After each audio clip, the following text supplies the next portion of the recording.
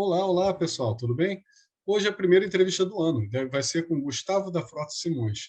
Ele é professor lá do PPGCM, onde eu dou aula, só que na verdade ele está em lotação provisória, porque ele é professor da Universidade Federal de Roraima. Ele tem doutorado em Ciências Sociais pela UNB e mestrado em Relações Internacionais também pela UNB, e sua graduação em Direito.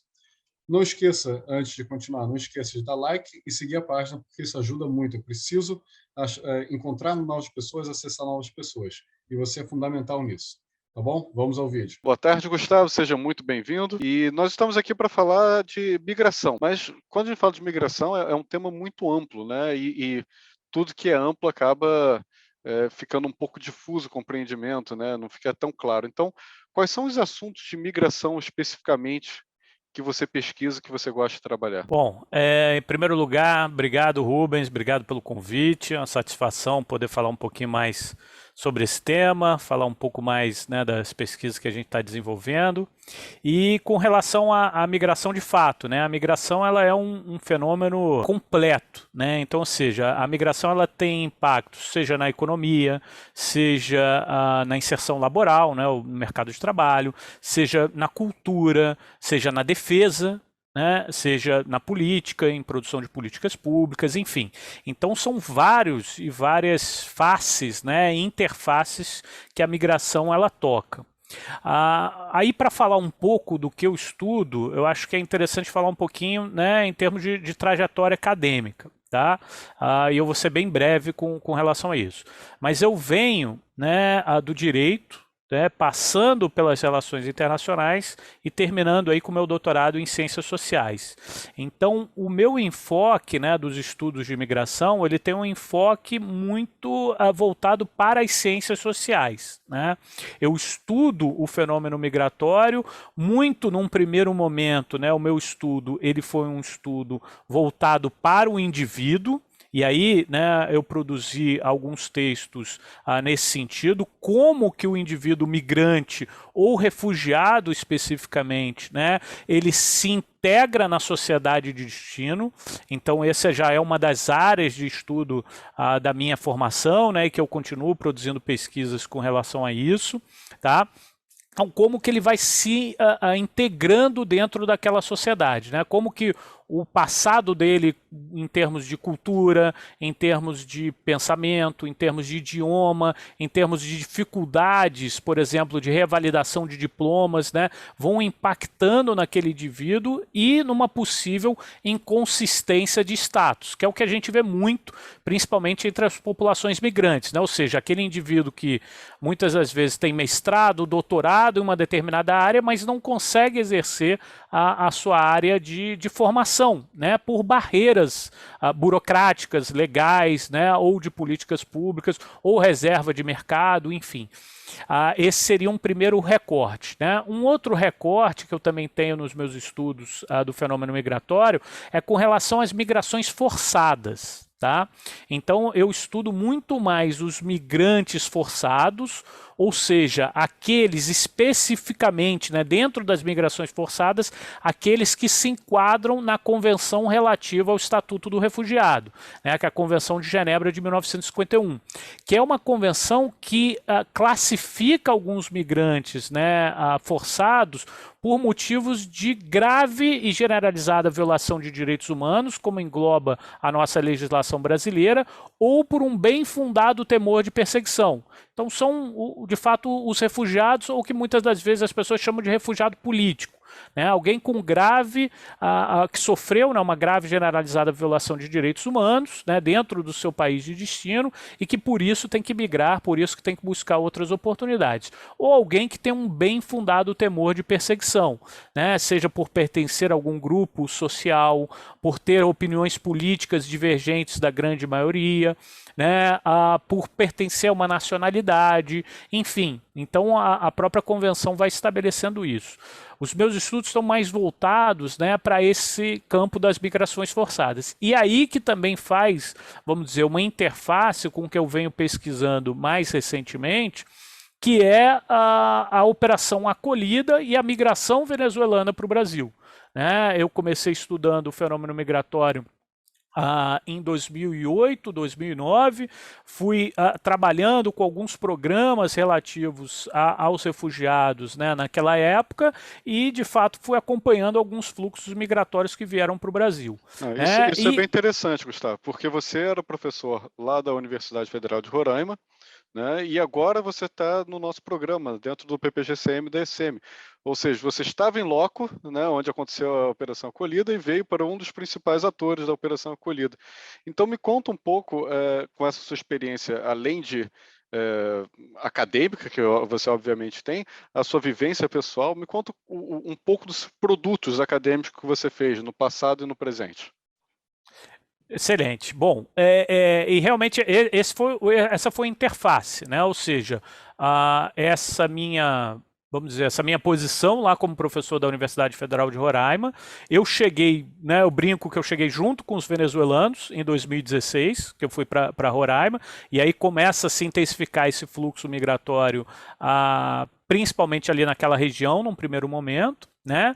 E logo em 2017 a gente faz um primeiro, né, produto que ficou muito conhecido, que é o perfil sociodemográfico e laboral da migração venezuelana. Foi uma pesquisa realizada com a Acnur, né, em parceria com a Acnur, com a Universidade de Brasília e coordenada, né, por mim, dentro da Universidade Federal de Roraima, que a gente produziu um relatório, né, uma pesquisa com a intenção de dar subsídios para a construção de políticas públicas. Não é à toa que uma das principais políticas públicas que foram construídas posteriormente a essa publicação, elas saíram justamente, vamos dizer, inspiradas nesse estudo, né? A primeira foi a própria decretação da Operação Acolhida. A gente faz o estudo em 2017, em 2018 você tem a instauração da Operação Acolhida, ou seja, da federalização dessa ajuda aos migrantes venezuelanos. Num segundo momento, você tem também a construção da interiorização. A gente percebeu na pesquisa que os migrantes venezuelanos não tinham possibilidade de inserção laboral dentro daquela realidade muito limitada. Roraima é o estado menos populoso do Brasil, é um estado extremamente afastado dos grandes centros, né, com pouco dinamismo econômico e social. Então, a inserção daquelas pessoas, né, que já apresentam uma série de dificuldades, como eu coloquei, né, na sua primeira pergunta, dentro de um ambiente econômico pouco dinâmico, isso ocasionou uma dificuldade muito grande e acrescida aí dessa falta de construção de políticas públicas. Então a gente sinalizou a necessidade de justamente interiorizar esses venezuelanos, né? Então esse foi um primeiro produto. Mais recentemente, aí já dentro aqui da ECM, eu participei, né, ainda vinculado na Universidade Federal de Roraima, de uma pesquisa sobre o empreendedorismo migrante, que é justamente uma estratégia de inserção laboral, graças a essas dificuldades, né, também em parceria com a Acnur, em parceria mais uma vez com a Universidade de Brasília, tá? Produzi, né, como fruto da minha tese de doutorado, um livro sobre refugiados colombianos no Brasil e no Canadá, que é né, o local que eu fiz o meu doutorado sanduíche. Fui lá aprender justamente as políticas e as respostas do governo canadense para essa população migrante específica.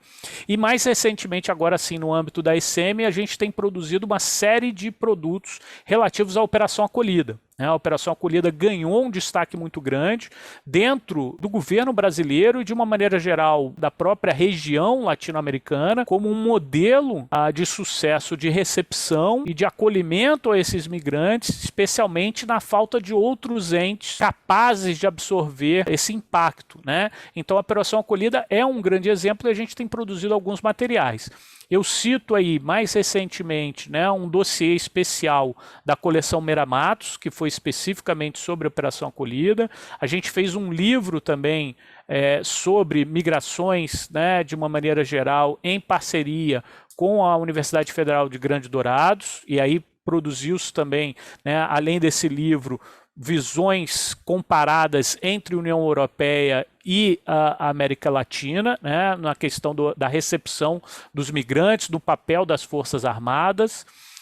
E por último, um dossiê especial da revista Monções, né, que é justamente do curso de Relações Internacionais da Federal da Grande Dourados, que saiu agora mais recentemente no início de 2021. Então acho que esses seriam os grandes produtos aí recentes. Legal, então todo mundo que quiser saber um pouquinho mais pode procurar esses produtos. Mas o pessoal que tá vendo, tá, o nosso vídeo, a sua entrevista, se interessou por migrações e quer trabalhar nisso, né? Seja na área acadêmica, ou seja, quais são os temas, que eu imagino que deve ter muita coisa ainda a ser pesquisada, que ainda precisa ser descoberta, mas também em outros setores, né? Organizações internacionais, setor privado. Como é que as pessoas podem se inserir nesse mercado? Como eu te falei, eu cheguei em Roraima em 2016, né? Então eu vi justamente o aumento desse fluxo migratório venezuelano e posteriormente a chegada dos organismos internacionais e do governo federal por meio da Operação Acolhida. Né? Junto a esses dois grandes atores vieram também organizações não governamentais, né? Então acho que dentro dessas três áreas, o jovem, né, estudante, aquele recém-graduado, recém-egresso aí das instituições, pode procurar realmente se inserir nessas áreas. Eu vou citar alguns organismos internacionais que trabalham diretamente com migrações internacionais, né? A gente primeiro tem a Organização Internacional para as Migrações, que abre uma série de possibilidades ali de atuação profissional, seja por meio de consultorias, seja por meio de trabalhos com contrato, né, por um determinado período, muitas das vezes atuando ou em Brasília, ou em São Paulo, ou em Roraima, né? O menor número também em Manaus, ou seja, principalmente por conta desse fluxo migratório. Além disso, há possibilidade de inserção laboral no Acnur, né, que também contrata, vamos dizer, por... Né, são períodos específicos, normalmente são contratos de trabalho de 6 meses a 1 ano. É uma grande possibilidade, inclusive, do estudante, né, ingressar nessa caixa preta quase, que é o mercado de trabalho da ONU. Né? Então, ele tendo essa experiência, mesmo que não seja, vamos dizer, um contrato de mais longo prazo, né, de grande fixação, esses contratos por tempo determinado, eles são muito interessantes porque já abrem a possibilidade do estudante, né, ou do recém-egresso, de ter uma experiência na ONU para poder se candidatar aí sim, né, em cargos, vamos dizer, mais fixos. Além disso, como eu disse, você tem praticamente hoje quase todos os ministérios, né, com alguma temática relativa à migração. Como eu disse, a migração impacta na educação, e aí a próprio Ministério da Educação está envolvido lá na Operação Acolhida, impacta na cidadania, né, o Ministério da Cidadania, que tem aí diversos programas sociais e coordena junto ao Acnur e ao AIM o programa de interiorização, o próprio abrigamento, né, pelo Ministério da Cidadania. Então você tem possibilidades nessa área. Você tem o Ministério da Justiça, evidentemente, né, por conta da competência constitucional em termos de regularização do migrante no Brasil. Você tem o Ministério da Defesa, enfim, né, dentro da esfera governamental há uma série de possibilidades. E, por último, as organizações não governamentais, né?